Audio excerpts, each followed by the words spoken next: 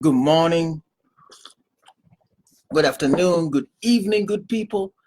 My name is Martini Moragewamoredi, and today I'm coming to you live on Facebook to talk to you about or to review this awesome book, amazing book that I've finished reading a few days ago called The 12 Rules for Life by Dr. Jordan B. Peterson.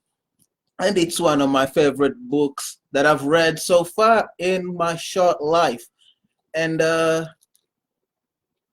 in this review, I'm going to be going through the rules. There's only 12 rules. Originally, I've heard him say he had 40 rules, something like that. So anyway, I'm going to go through all the rules, say something a little bit about them, and hopefully you enjoy. If you don't, can find something else to watch.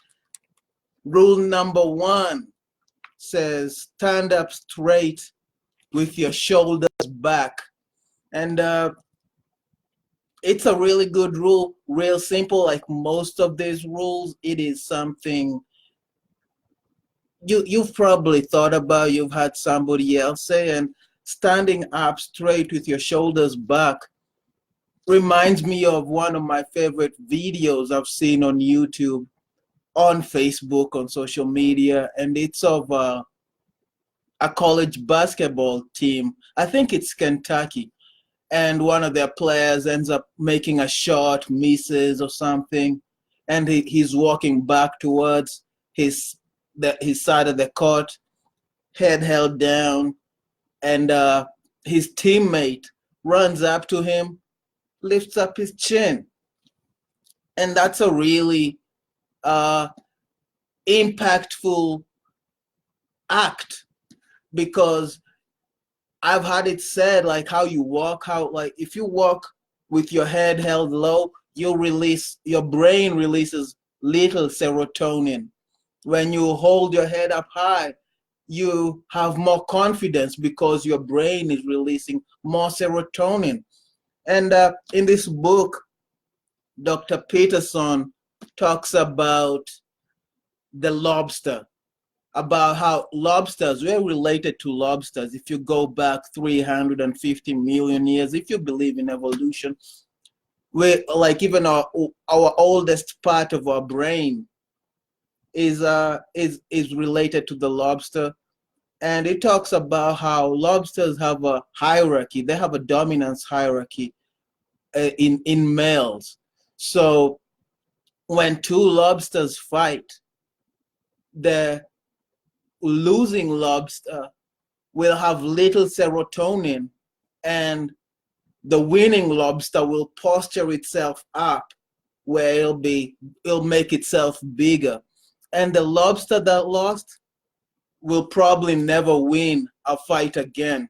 So stand up straight with your shoulders back, good people. It not only presents or makes you present yourself well in the world, but it also gives you a serotonin boosts your mind, where things you cannot see, like there's things in the body that happen that you can never see, and this is one of them. Number 2, treat yourself like someone you're responsible for helping. Love this rule, good people. Simple and to the point. And most people don't do it. I don't know. I don't do it sometimes. I don't treat myself like I'm somebody responsible for helping, but I do. I try to do my best. So you see me, like right now, it's early in the morning. I'm drinking water. This is one of the things I do to treat myself like somebody I'm responsible for helping. I won't drink coffee the first thing in the morning. That's a no-no for me. And in this book, it gives an example of, let's say, like, if you give there's 100 people with a prescription for medicine, like a third of them will end up taking it, and maybe another third will end up taking half of it, and then, like, they'll stop taking it. And I've encountered this problem with family too, like where people will get prescribed medicine, but they will not take the whole medicine. They'll take 2 days for the medicine, and then they start feeling better, and they're like, oh, I don't need the rest of the medicine, you know. But if they have a pet, you know, like they have a dog or a cat that is sick and they're given something by the veterinarian to give to the animal, they will make sure the animal gets the whole dose because they don't want their pet to die. And that is people treating, like, yeah, he talks about that, about people usually end up treating other people or other things better than they would treat themselves, you know. And also reminds me of a quote. I think I've forgotten it, good people, but it reminded me of a quote. Treat yourself like someone you're responsible for helping, good people. Boom. There you go. That's rule number 2. Rule number 3, make friends with people who want the best for you. Oh, that's a good one, good people. I'm going to have another sip. Like, this rule number 3 reminded me of my parents, reminded me of my dad, especially. Who My dad is always on my case about finding friends, good friends, and all that kind of stuff. And so over here in this book, I think somewhere in this rule, Jordan Peterson talks about, you know, if if you have friends who you would not introduce to your parents, your sister, or something like that, why would you have them? And so that is the rule, good people. Make friends with people who want the best for you. My parents wanted the best for me when I was a kid, so I don't know if we're friends, but they're my parents. And so, like, that's a criteria I have of people who want the best for me, is people who, like, based on the advice they give me. There's people who want me to play all day, and there's people who want to me to make money all day, you know. And I'm like, yo, who wants the best of me out of these people, you know? And I get to choose, and it's my choice. And rule number 4, compare yourself to who you were yesterday, not to who someone else is today. Oh, good people, that's another obvious one. Sounds a little bit obvious, but most people don't end up doing it. Most people end up comparing themselves to other people. I know I've done it. It's, you know, like, even my parents have done it for me. When I was in school, they'd compare me to my smarter relatives or to my smarter classmates, and they would not compare me to who I was. At least I don't remember it happening, being told, like, yo, you remember how dumb, how stupid you were last year? You've come a long way, you know? Nobody tells people that, you know. You're always told, like, yo, why can't you be like your friend so and so who always does the best? Why can't you be like your cousin so and so who gets straight A's? And I'm like, man, I cannot do that. You seen where that motherfucker lives? Have no TV. All they can do is read. I have a TV, and I like watching TV. You know, that I had excuses. Anyway, good people, compare to yourself to who you were yesterday. And that is rule number 4. Rule number 5, do not let your children do anything that makes you dislike them.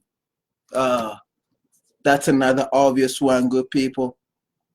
And it reminds me of my parents. Like, a lot of these rules, you know, like that, like socializing rules.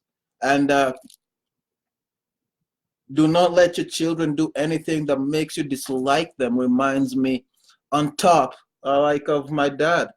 I was telling a friend of mine this story earlier, where I remember my dad teaching me how not to litter, how to how to make my environment cleaner. And maybe I was maybe like 8, 7 years old, 6 years old, and my dad had bought me a piece of candy or sweet, as we call them in Kenya, and I had a wrapper. So I took the candy apart, put the wrapper in my mouth, and I was about to throw away the wrapper, the plastic wrapper. And my dad was like, "No, no, no, don't do that. Put the wrapper in your pocket, and when you find a trash can, throw it away over there." And that is my dad not letting me do so, like teaching me a moment that if I would have done it, now I don't litter, I don't, I make my area clean. So like that was something like my dad, if I would have done, he would have ended up disliking me. So he corrected me. So people, correct your children. Make sure when you see your children throwing a tantrum, like how many times have you seen a child just scream in a supermarket? And I'm like, man, I don't know if my mom would ever let me do that. That would be an ass whooping in the middle of the supermarket. Oh yeah, that's another thing, good people. My mom one time, I used to be a, just let's just say a tough child. And I remember one time, I can't remember what I did, and my teachers had complained a bunch of times. And finally, my mom one time told me, like, yo, if I hear one more complaint, I'll come to your school and I will cane you in front of your class. Good people, I had to change my ways. That was some embarrassment I did not want to face. So do not let your children do anything that makes you dislike them. Rule number 6, set your house in perfect order before you criticize the world. This one is so deep, good people. It even reminded me of a Bible verse, if I can find it. Yeah, it's a Bible verse, Matthew chapter 7, verse 3, verse 5.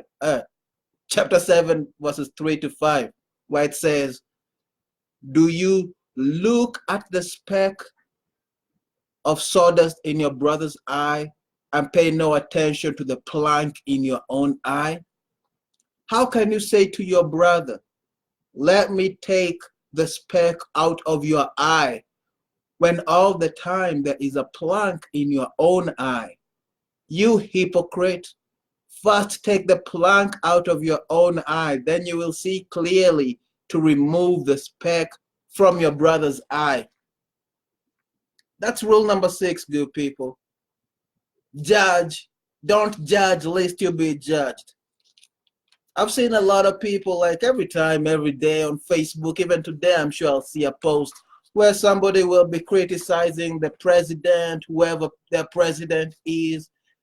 They'll have probably some better solution. They'll be like, yo, this is what should be going on. This is what should be happening in our country, in my country. And then you go to this person's house, you find dirty dishes everywhere. You find an unclean house, good people. And you're like, yo, how do you think you can tell people how the country should be run when you cannot even run your own house? How can you even tell us what to do when you cannot even wear clean clothes, Maybe you should just set up a means of getting your house in order. Like it says, set your house in perfect order before you criticize the world, so that before you go out telling people what they should do, make sure you're doing what you should be doing, right? Right. Rule number 7, pursue what is meaningful, not what is expedient. It's a good rule, good people. A lot of people like people like having things fast, good people. It's called, I'm trying to remember that there's this test they call the marshmallow test. And if you don't have, I didn't have marshmallows in Kenya when I grew up, but you can do it with candy, and it is an experiment where they do with candy or marshmallows, where they give a kid one marshmallow and they tell him, you can eat this marshmallow now, or you can wait for an hour. Delayed gratification. You can wait for an hour and you can get 3 marshmallows.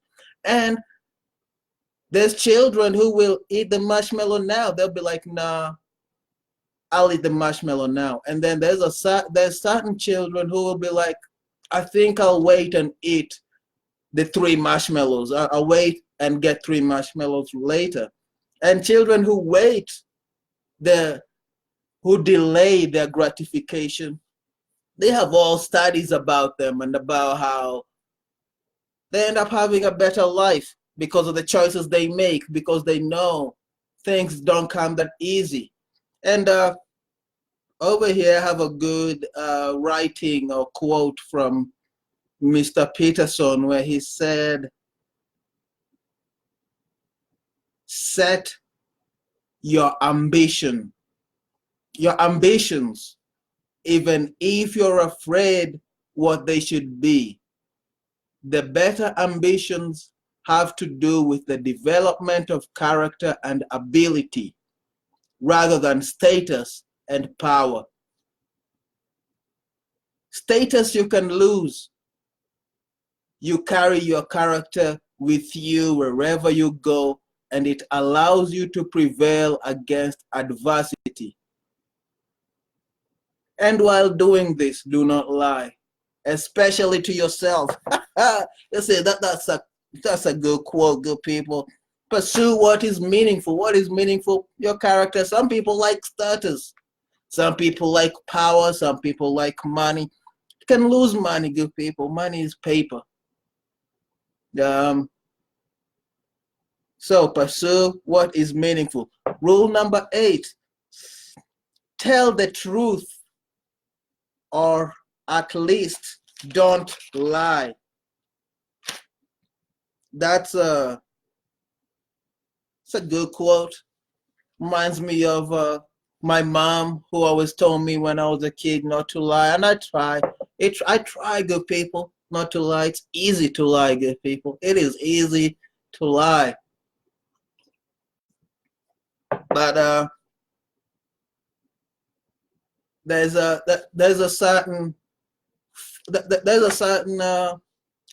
peace I get when I don't lie, especially when I don't lie to myself, because that's the first person you should not lie to. Don't lie to yourself. I talk to myself a lot in my head.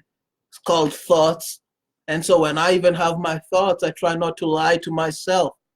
That'll drive you crazy, good people. So if you don't lie to yourself, this is my own experience, not from the book.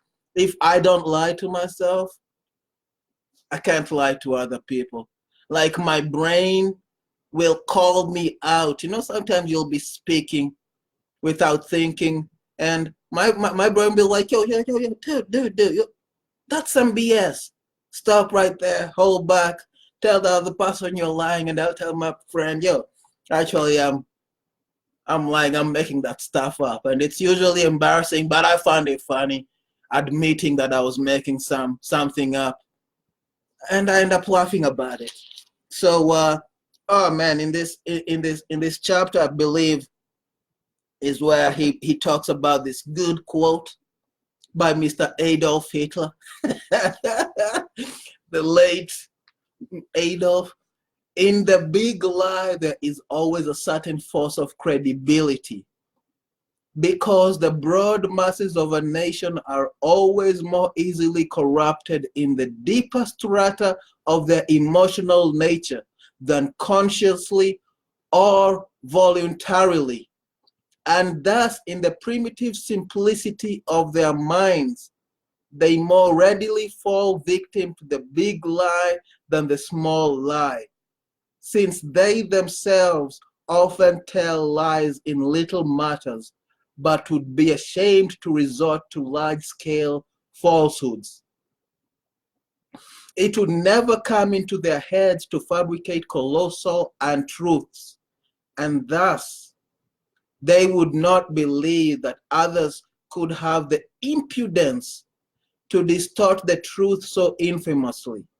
Even though the facts which prove this to be so may be brought clearly to their minds, they will still doubt and waver and will continue to think that there may be some other explanation. Man, that's that quote reminds me of this meme that's been going around over here about Jeffrey Epstein. Epstein didn't kill himself. That's what it talks about, good people. Anyway, tell the truth, or at least don't lie. That was rule number 8. Rule number 9, assume that the person you are listening to might know something you don't. Oh, good people. This rule, I like it because I've been trying to practice it. And even just practicing listening to people. Most people, like I used to think I was a good listener, but I was a good hearer. I could hear you speak, but I wasn't a good listener.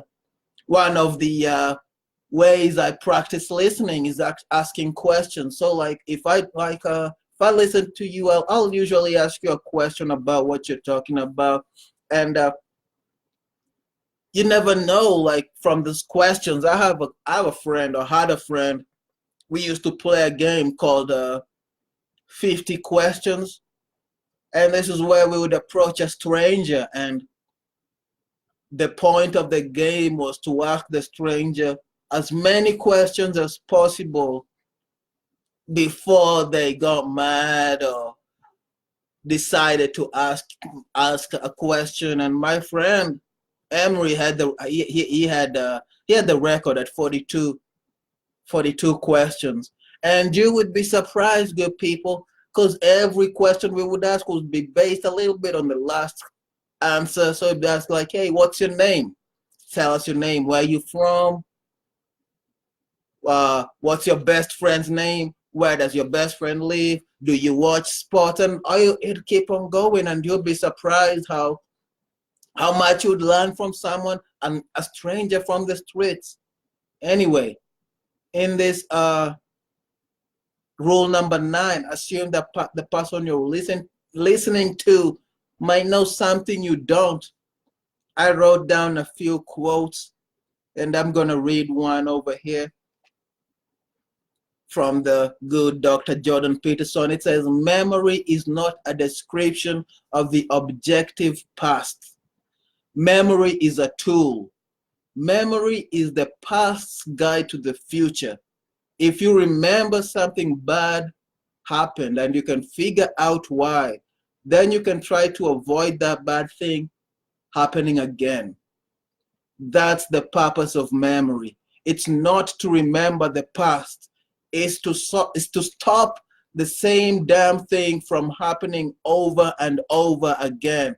That's madness. That's Einstein's definition of madness. If you keep doing the same thing over and over again, getting the same result, that is madness.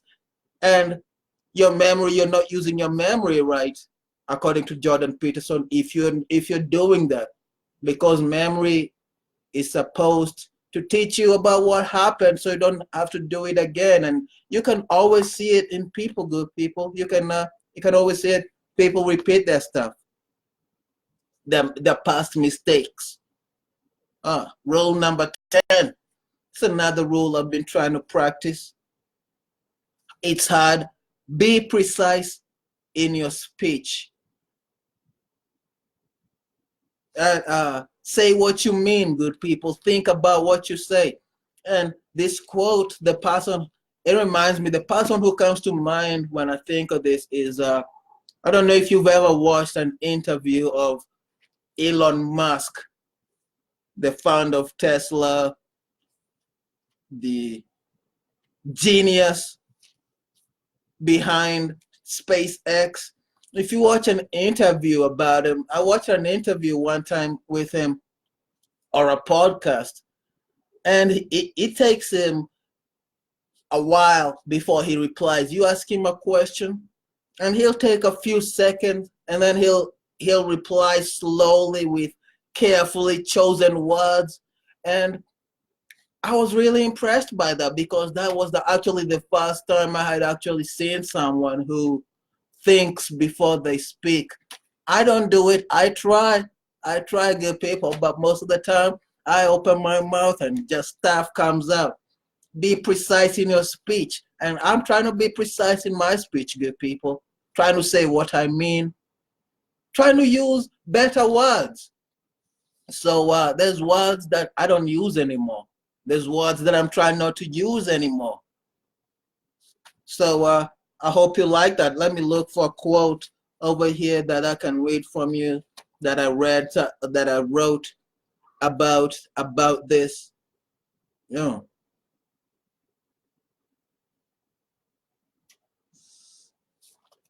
This is good. This is good. This is talks about a slave. Oh no, let's just, in the absence of agreed upon tradition, there exist only three difficult options: slavery, tyranny, or negotiation. The slave merely does what he or she is told, happy perhaps to shed the responsibility, and solves the problem of complexity in that manner. But it's a temporary solution. The spirit of the slave rebels. The tyrant merely tells the slave what to do and solves the problem of complexity in that manner. But it's a temporary solution. The tyrant tires of the slave. There's nothing and no one in there except for predictable and silent obedience. Who can live forever with that? But negotiation, that requires forthright admission on the part of both players that the dragon exists. Be precise in your speech, good people. Be precise in your speech. That's a really good rule. I wrote down a bunch of stuff for that rule. I have a bunch of quotes, and I even ended up writing that rule number 10 again at the end of that. Be precise in your speech. I will say what I mean so that I can find out what I mean. I will act out what I say so I can find out what happens. I will then pay attention, note my errors, articulate them, strive to correct them. That is how I discover the meaning of my life that will protect me from the tragedy of my life. How could it be otherwise? Be precise in your speech, good people. Such a good rule. Rule number 11, do not bother children when they are skateboarding, good people. And that's a rule about, yeah, it's pretty self-explanatory. Let children be children. Let children play. And I don't know about back in the motherland, but over here in the U.S., man, children don't play. And they have, you go to the playgrounds, they have rubber, like this soft rubber they have put down on the playground, so when children fall, they don't scrape themselves, they don't hurt themselves. And to me, it is really, when people talk about what's going wrong with America, that's one of the things I see, and I'm like, oh, that is not good. And do not bother children when they're skateboarding. I remember when I was a kid one time, I was maybe 11, 12, somewhere over there.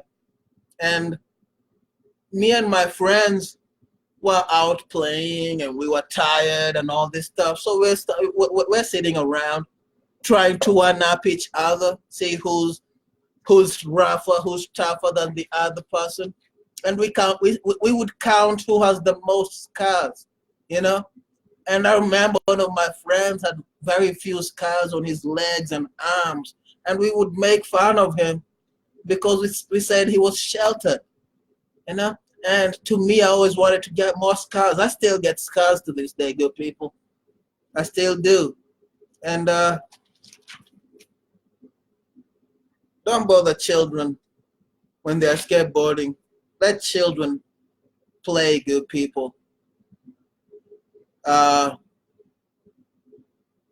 don't know what this quote has to do with this rule, but I found it in the chapter, and it's a good quote. Every word we speak is a gift from our ancestors. Every thought we think was thought previously by someone smarter. That's really good. That's really good. And then I'll read one more. There are only two major reasons for resentment: being taken advantage of, or allowing yourself to be taken advantage of, or whiny refusal to adopt responsibility and grow up. If you're resentful, look for the reasons. Perhaps discuss the issue with someone you trust. Don't bother children while they're skateboarding, good people. Rule number 12, pet a cat when you encounter one on the street. It's a good rule, good people. And the way I take it, I didn't write down anything for this rule. I didn't have any quotes, but it was a really good chapter. And what I got from it, at least what I made from it. Rule number 12, pet a cat when you encounter one on the street. Say hello. Smile at people when you're walking down the street, you see some homeless person begging for money. If you have some change, give them, you know. That's a cat, good people. That's my cat, you know. Be good to other people. You never know what other people are going through. You never know what's going on behind this computer. I don't know what's going on behind your computer or phone, Dad. And Geoff, I have two Geoffreys in my watching. Hello, former classmate. Hello, Dad. And yeah, so pet a cat when you encounter one on the street. That could be a cat. It could be a dog when you see like a literal cat or dog. Or it could be a person. Be good to other people. That's the other way I'm thinking of this rule. So I hope I did this review a little bit of justice. I should have done it a little bit earlier, like 2 nights ago, but better late than never. I like to say that's a good rule of mine, better late than never. And this book has to go back to the library today. So thank you for watching that. I hope you enjoyed it. If you come across this book, check it out. What was your favorite rule? Is there one you think that should have been here that wasn't? He has 40 rules. Oh yeah, he has 40 rules. Anyway, happy Monday. Have a blessed week. Have a fruitful week. And, oh, excuse me. Drink water. Drink warm water. This is some warm water I'm drinking. So, that's that. Adios.